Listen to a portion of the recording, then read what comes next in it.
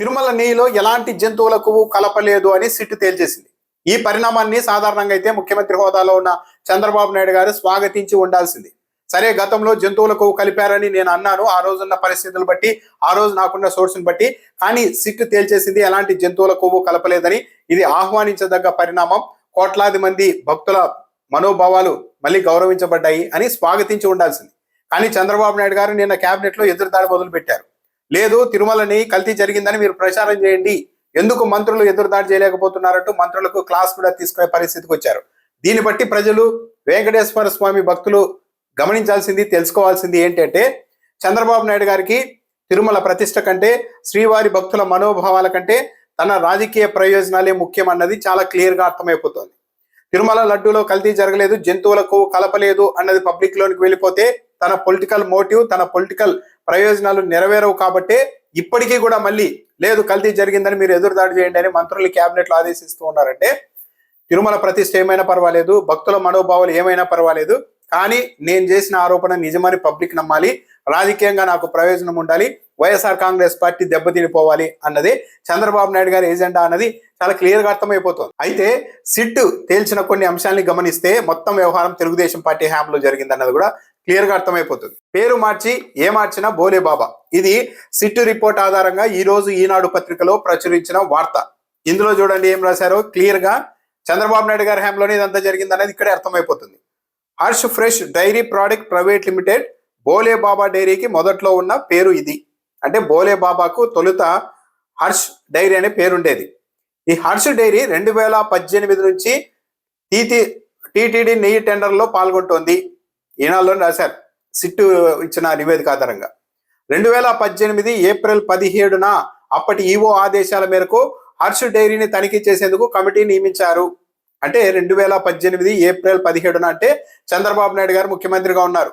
ఇంకా ఏడాది పాటు ఆ తర్వాత కూడా ఆయన ముఖ్యమంత్రిగా ఉన్నారు. అంటే 2018 ఏప్రిల్ 17న నియమితమైన కమిటీ, అంటే తెలుగుదేశం పార్టీ హయాంలో నియమితులైన కమిటీ ఇది.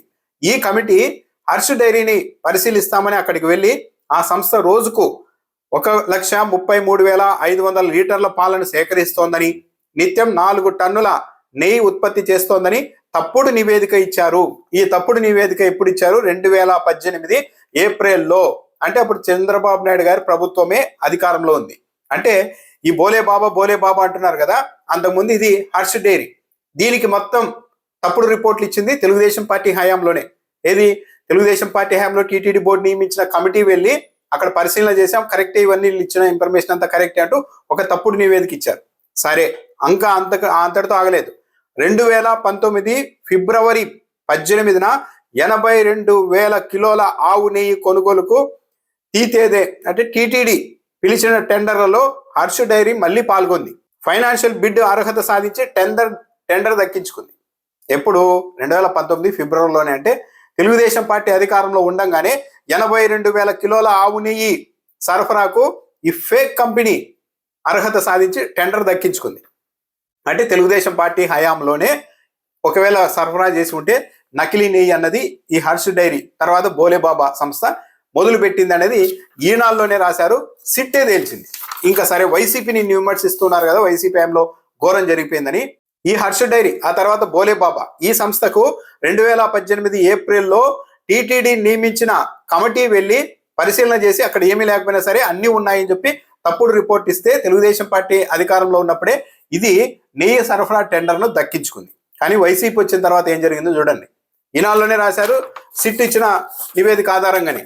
2019 ఆగస్టులో మరోసారి ఇన్స్పెక్షన్ కమిటీ ఏర్పాటైంది. అంటే వైసీపీ అధికారంలోకి వచ్చిన తర్వాత 2019 ఆగస్టులో మరోసారి ఈ తనిఖీకి సంబంధించి ఇంకో కమిటీని ఏర్పాటు చేశారు. ఇలా వైసీపీ హయాంలో నియామకమైన కమిటీ మళ్ళీ హర్ష్ డైరీ దగ్గరికి వెళ్ళి అక్కడ పరిశీలన చేసి ఈ సంస్థ ఆవు పాలు, ఆవు నెయ్యి వ్యాపారం చేస్తోంది తప్ప పాల సేకరణ, ఉత్పత్తి చేయడం లేదు అని ఈసారి నివేదిక ఇచ్చింది. అంటే ఇది ఒక ఫేక్ కంపెనీ అని రిపోర్ట్ ఇచ్చింది వైసీపీ హయాంలో. ఆ సంస్థ సాంకేతిక అర్హత లేదని తేల్చారు. టీటీడీ 2019 సెప్టెంబర్లో 70,000 కిలోల ఆవు నెయ్యి సరఫరాకు పిలిచిన టెండర్లలో హర్ష డైరీ పాల్గొన్న అర్హత లేదని తోసిపుచ్చారు. తెలుగుదేశం పార్టీ హయాంలో అర్హత లేకుండా పాలు సేకరించకపోయినా కూడా ఏకంగా టెండర్లో పాల్గొని టెండర్ దక్కించుకున్న ఈ సంస్థ ఈ సంస్థకు అలాంటిది ఏదీ లేదు, ఇదంతా ఒక ఫేక్ కంపెనీ అని రిపోర్ట్ ఇచ్చి టెండర్ దక్కకుండా పక్కకు తోసేసింది ఎప్పుడు? వైఎస్ఆర్సీపీ హయాంలో. కానీ వైసీపీ హయాంలో అంతా జరిగింది అంటున్నారు.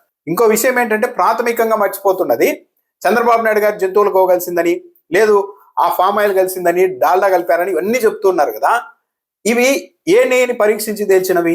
తెలుగుదేశం పార్టీ 2024లో మళ్ళీ అధికారంలోకి వచ్చిన తర్వాత తెలుగుదేశం పార్టీ హయాంలో సప్లై అయిన 4 ట్యాంకర్లను గమనించి వాటిని తనిఖీ చేసినప్పుడు ఇలా కల్తీ ఉంది అని తేలిందని తెలుగుదేశం పార్టీ ప్రచారం చేసింది.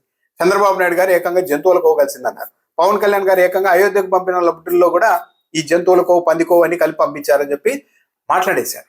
కానీ తెలుగుదేశం పార్టీ అధికారంలో ఉన్నప్పుడు వచ్చిన 4 ట్యాంకర్లలో కల్తీ ఉందని తేలితే మరి వైసీపీ హయాంలో 5 ఏళ్ళు కల్తీ జరిగిందని ఎలా చెప్తూ ఉన్నారు? అంటే కేవలం ఊహాజనితంగా తెలుగుదేశం పార్టీ హయాంలో ఈ ట్యాంకర్లు వచ్చాయి కాబట్టి వైసీపీ హయాంలో కూడా జరిగిండొచ్చు అని ఒక ఊహాజనితంగా సృష్టించిన ప్రచారమే తప్పించి లాజిక్ లేదు. ఎందుకంటే సరే వైసీపీ హయాంలో ఏదైనా కల్తీ జరిగింది అనుకుందాం, అది జంతువుల కోవా, డాల్డానా, ఫామ్ ఆయిల్ ఏదైనా సరే కల్తీ జరిగింది అని నిర్ధారించాలి అంటే వైసీపీ హయాంలో వాడిన నెయ్యి శాంపిల్స్ కానీ పరిశీలించాలి, లేకుంటే వైసీపీ హయాంలో తయారైన లడ్డూల్ని కూడా పరిశీలించాలి, శాంపిల్ తీసుకెళ్లి పరీక్షించాలి. కానీ అలాంటి అవకాశమే లేదు. ఆ నెయ్యి లేదు, లడ్డూలు లేవు, అన్నీ అయిపోయాయి. కానీ వైసీపీ హయాంలో జరిగింది ప్రచారం చేస్తున్నారు. అంటే ఏంటి? కేవలం వైసీపీని రాజకీయంగా దెబ్బ కొట్టాలన్న ఉద్దేశంతోనే కుట్రపూరితంగానే ఈ ప్రచారం చేశారన్నది క్లియర్గా అర్థమవుతోంది. సరే, ఇప్పుడు సిట్టు ఎలాంటి జంతువుల కొవ్వు కలపలేదు అని తేల్చిన తర్వాతైనా చంద్రబాబు నాయుడు గారు తన తప్పును సరిదిద్దుకుంటున్నారా? లేదు. ఎదురుదాడి చేయండి, కల్తీ జరిగిందని మీరు ప్రచారం చేయండి అని చెప్తూ ఉన్నారంటే వెంకటేశ్వర స్వామి ప్రతిష్ట కంటే, టీటీడీ పరువు ప్రతిష్టల కంటే చంద్రబాబు నాయుడు గారికి తన పరువు, తన రాజకీయ ప్రయోజనాలే ముఖ్యమయ్యాయి అన్నది క్లియర్గా అర్థమవుతోంది. పైగా ఈ మొత్తం ఎపిసోడ్లో ఇంకోటి విషయం ఏంటంటే 2017 నుంచి 2020 అక్టోబర్ వరకు టీటీడీ ఈవోగా అనిల్ కుమార్ సింఘాల్ గారే ఉన్నారు. ఏది తెలుగుదేశం పార్టీ అధికారంలో ఉన్నప్పుడు ఈ బోలే బాబా, అంతకుముందు హర్ష డైరీ పేరుతో ఉన్న ఆ కంపెనీకి టెండర్లు దక్కింది, వ్యవహారం నడిచింది అంతా అనిల్ కుమార్ సింఘాల్ గారు ఈవోగా ఉన్నప్పుడే. కానీ అదే అనిల్ కుమార్ సింఘాల్ గారిని మళ్ళీ ఈరోజు ఈవోగా నియమించారు ఈ ప్రభుత్వం వచ్చిన తర్వాత. అది ఎలాంటి నేపథ్యంలో నియమించారు?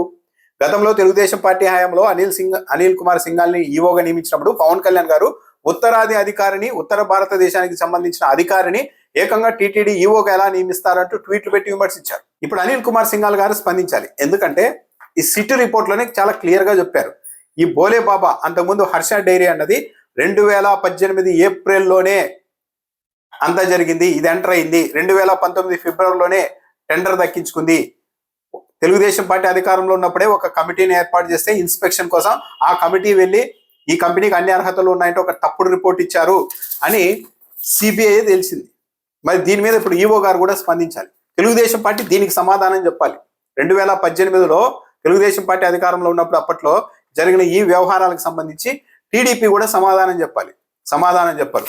చంద్రబాబు నాయుడు గారు చూస్తూ ఉండండి, ఇప్పుడు కామైనా సరే మళ్ళా ఎన్నికల సమయంలో మళ్ళా దీన్ని చంద్రబాబు నాయుడు గారు, పవన్ కళ్యాణ్ గారు ప్రస్తావిస్తారు.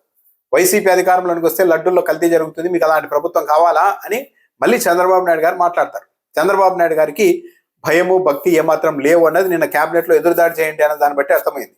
హుందాగా సరే అయ్యేది అయిపోయింది, ఏమి కల్తీ జరగలేదని తెలియంది కాబట్టి దీన్ని మనం ఆహ్వానించాలి అని చెప్పాల్సింది పోయి లేదు ఎదురుదాడి చేయండి, కల్తీ జరిగిందని ప్రచారం చేయండి అని చెప్తున్నారంటే భక్తుల మనోభావాలు, టీటీడీ ప్రతిష్టతో ఆయనకు సంబంధం లేదు, రాజకీయ ప్రయోజనాలే ముఖ్యం అన్నది క్లియర్గా అర్థమవుతోంది.